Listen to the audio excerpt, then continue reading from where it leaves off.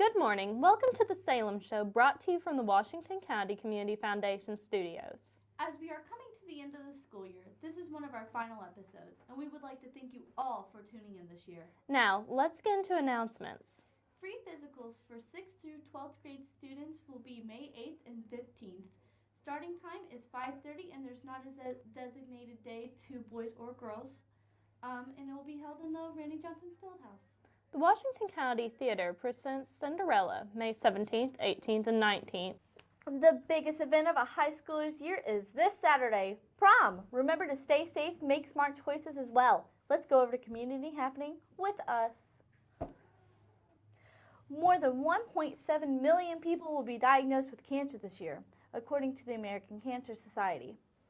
All Washington community cancer survivors and those battling cancers are invited to attend the annual Relay for Life Cancer Survivor Celebration on Monday, May 6th at Southern Hills Church, located at south of Salem on State Road 135. Registration is from 5 o'clock to 5:45. The dinner will start at 6 p.m. Each survivor may be accompanied by one guest. The evening will include a sponsored meal, a talk by a cancer survivor, Delbert Ray, entertainment by Lacefield and James, and door prizes. Photos of survivors will also be taken for a special survivor banner. Now over to Clayton with Derby News. Yes, tomorrow is the most intense 2 minutes race of your life at the world's legendary racetrack, Churchill Downs, for the 145th Annual Kentucky Derby. As the history has been growing since 1875, this makes the race way more interesting. The trophy that is received is the only solid gold trophy that is annually awarded to the major sporting event. As the 20 thoroughbreds load in the chutes with my home Kentucky home playing alongside, the horse shoots out of like a bull for the $1.86 million prize. If you're thinking about getting a racehorse for the Derby, you might want to hold off on that. A horse is about $300,000 to begin, then you must go to at least 35 other races to qualify for the Derby. If you're wondering why it was called the Run for the Roses, well, here's why. The winner will get a lush blanket made of 554 perfect red roses. Make sure you watch these horses run up to 45 miles per hour. Yep, that's right, 45 miles per hour. My grandma's Prius don't run that fast. I want Omaha Beach to win. So, pause whatever you're doing, those prom pictures can wait, and watch the Derby at 6:50 p.m. Now for some local sports from home. This past couple of weeks, we've been with a lot of action. The Lady Lions softball team won 4 games and lost 2 games. Sadly, 2 of their games were canceled, though. The tennis team also won 4 games and lost 1. This still makes them undefeated in conference. One of their games was unfortunately canceled as well. Today we are talking to Coach Lisa Nice. She's the head coach of the Salem Lady Lions tennis team.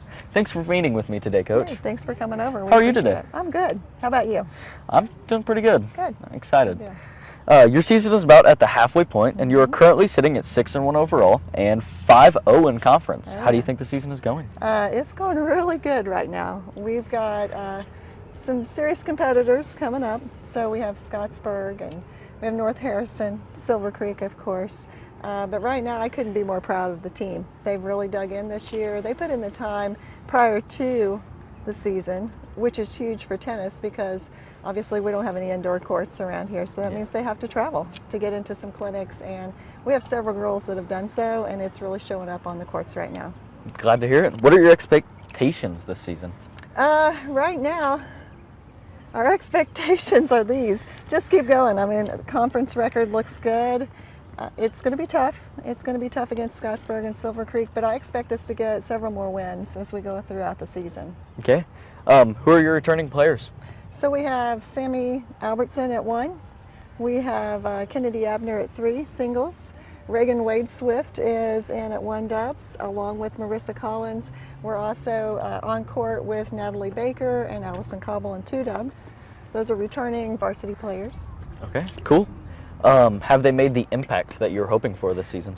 To be honest with you, they've made a bigger impact than what I could, I was hoping for good. I know that here in the next couple of years we've got lots of opportunity to be at the top of the line, and yeah, they've come in and they've done their job, and they've done it well, and I'm real proud of them. Sweet.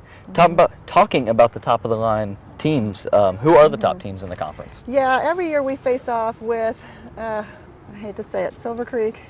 They're pretty tough. You know, they have access to an indoor facility. It's just in their backyard, and that makes a big difference. Scottsburg is pretty good as well. So when we face off with them, we know we've got to dig in, and as we say, we've got to have some grit, and we just don't quit. Is there anything else you guys would like to add? You know, I'm just really proud of the girls, and if anybody has an opportunity to get out and come and watch, I know tennis is one of those sports that you can't yell and scream and fist bump and all that, but it's been pretty exciting. We have Samantha Calhoun has returned from being injured, so she's filling that number 2 single spot, and I'm real proud of her for coming back and getting on court as well. But we would appreciate anybody who wants to come out and spectate, and I think you'll enjoy some really great tennis. Okay, thank you for letting me come out and interview you, and I hope you guys have a good rest of your season. Thanks, I appreciate it.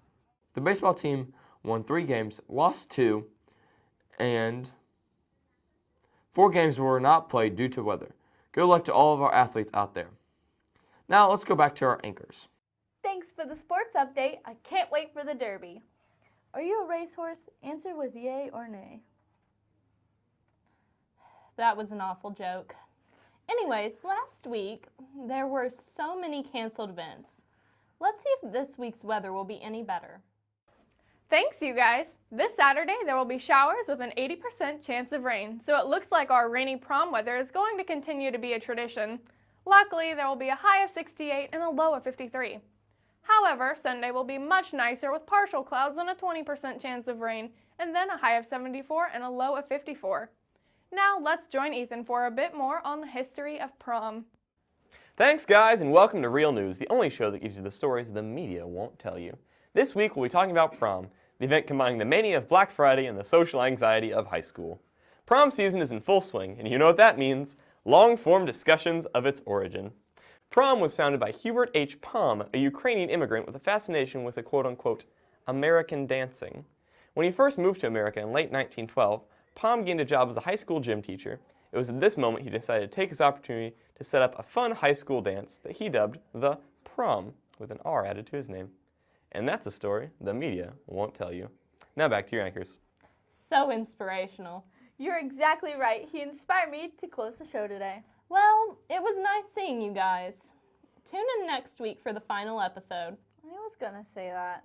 Anyway, thanks for all your support. Bye!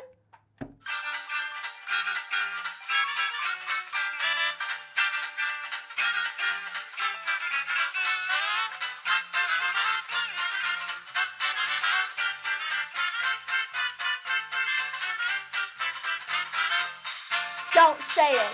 Why did the skeleton go to No, prom? stop! Because he had no body to go with. I quit. I'm quitting. Bye. I quit.